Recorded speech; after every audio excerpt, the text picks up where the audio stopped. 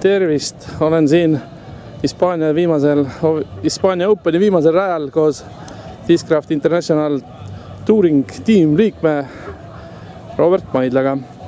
Robert, just on võistlus läbi saanud. Räägi, kuidas sul läks? Ma arvan, et mul läks kokkuvõttes väga hästi. Arvestades seda, et see on praegu nüüd üks esimesi nädalaid, mis ma uue kotiga mängin. Ja arvestades ka seda, et meie jaoks on tegemist ikkagi off-seasoniga. Vaimselt sain väga hästi hakkama endaga.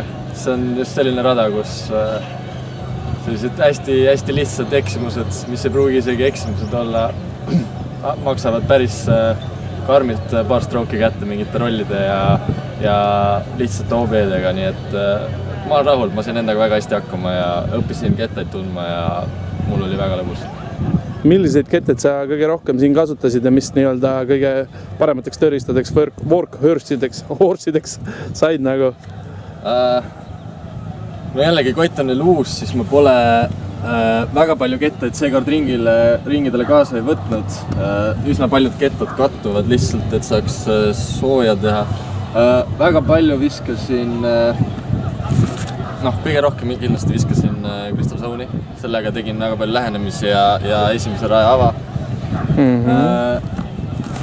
Uus Luna sai väga palju kasutust. Mängisin selle turniiri jooksul, üsna sisse nüüd. On juba selline Heiser flip ketas mul. Veel Force'i kasutasin üsna palju forede jaoks. Vulture'id. Nendega viskasin distantsi, kuna mul hetkel Force on veel natuke liiga kange ja Thrasher on natuke liiga lahja minu käe jooks. See vist oli siin ülesmäkke viskamiseks hea nagu? Ülesmäkke viskasin Thrasherit, aga enamasti pikkasid viskid tegin ikkagi Vulture'iga. Siis veel paar lähenemist tegin machetega ja üsna palju sai visata ka midareid, mis oligi passid. Et see Crystal Bass on hakanud hullult meeldima ja sirge lennuk. Aga üldiselt nii ongi. Need kettad said kõige rohkem tööd. Ehk putter on sul Challenger? Jah, siin rajal saab putiga väga palju anda ja võtta. Aga kokkuvõttes ma olen üsna rahul enda võistlusega. Aga üldse mulje rajast ja võistlusest kui sellisest ja asukohast, ütleme, sa oled esimest korda siin, mis kokkuvõttes on?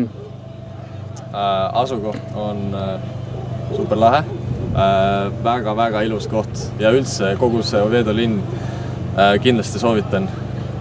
Hoopis teistsuguse feelinguga lähed siin tänava peale jalutama kui Eestis või kusagil maailmas.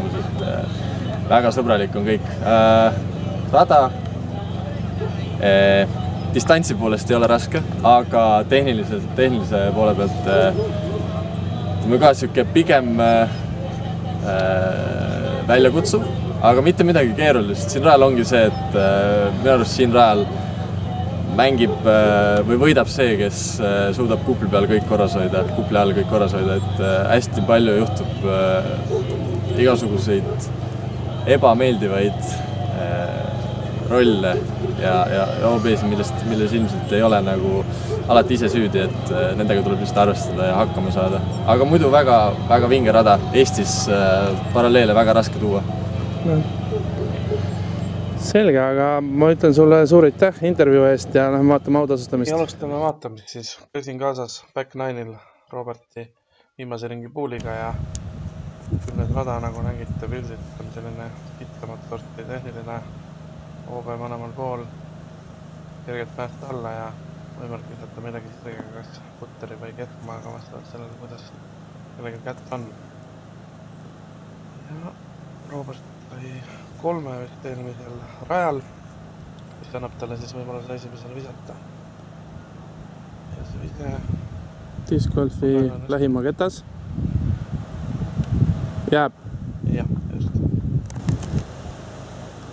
Ja eile ma just nägin kaugelt, kuidas Robert sarnaselt kauguselt või natuke kaugemalt muti eksis. Täna seda ei juhtunud. Saab minna sellele raskele saare rajale, kus ta on võetud suvasti pahandusi. Kui saarele ei maandu, siis on drop zone ja drop zone'is peab ka sarnase. Nii. Ja kuna oli tuul, siis tavalisele bassile, mida siin Robert kogu aeg viskas. Ta tegi vahetuse Vulturi peale, et olla kindlam, et see ketas ikkagi tuleb sealt saarele. Kahjuks, aga Vultur endas liiga kaugele.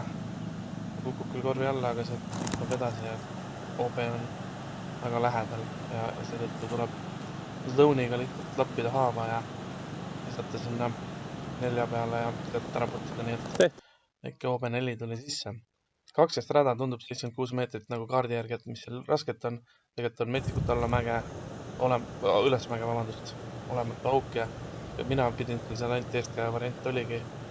Ja no üksikud pöördid tulid. Täna minu puulist mees 30 meetri pealt lähenes sisse, sai pöördi. Aga ma ei kuulnud väga, et sealt keegi oleks võtnud. Et seetõttu alguseks väga üllatavalt lähedale see Robertil väga ilus eeskäe ise. Nüüd on vaja oota, et Challenger teeb mingit imet. Või Robert koos Challengeriga. Tehtud. Super. 13 rada, võtame järgmiseks. Tundub lihtne jällegi, aga tegemist on kitsa koridoriga ja triple või quadruple mandoga. Mina seal ei saanud see aasta ühtegi 3-gi. See oli kohutav, kuidas see ebakindlus seal tekkis. Ja siin paljudel oli seda ebakindlust. See video alguselt tundus väga hea, aga siis ketad läks napilt üle ja tegi põrki kõrvale. Siiski suht sõbralik asukoht on sealt madalalt visata korvikanti küll, natuke tuleb võimelda. Peaks olema. Ja see õnnestus 4 peale ja sealt ikkagi 3 kätte. Veel üks peaaegu saarerada on poolsaarerada. Seal visatakse ka väga tugevate kätte poolt korvini välja, aga see ei ole levinud praktika, sest et 3 võtmiseks piisab sellest, et viskate üles mäe peale, kus on veel OB nagu natuke eemal, et siis lähened ja proovid selle 3 ära võtta, et ilma riskita. Roberti puulikaaslane Jako Känd võtsid väga ilusa 2, putid jäsata 4 peale ära putida. Robert on ka 4 peal ja putib ära parri, mis sel rajal ei olnud paha. See on siis see kuulus signature hole, võtame alla ja proovin mitte jääda paremale kuhugi kinni uudesse. Vasakul on kõik safe. Seetõttu väga paljud tagaga mängivad üleli ja safe'i seda, et mitte riskida.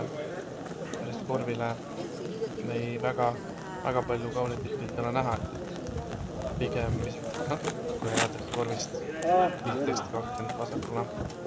Midagi sarnast võttis praegu ka Roberti juhtu. Ja seal juhtus ka see, et ta lähenes korvi jälle võttis 3. Ma liikusin väga kõrge, väga suure ülesmängimise raja juurde, mis on 104 meetrit väga suure nurgal, kogu aeg läheb üles.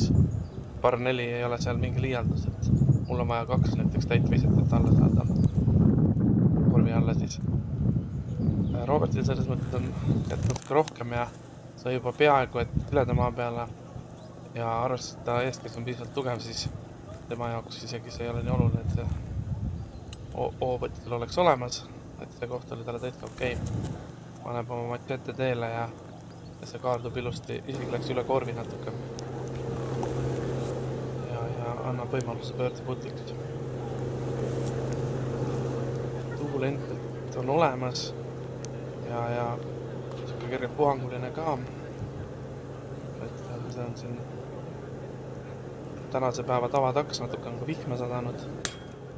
Ja kui alarauda jääb, siis juhtub tavaliselt selline asi, sest korvid ei ole ükski lameda maa peal, nii et see on nagu Robert ütles, et sellega tuleb arvestada, et sellised asjad juhtuvad ja ei tohi nagu ennast lasta segada.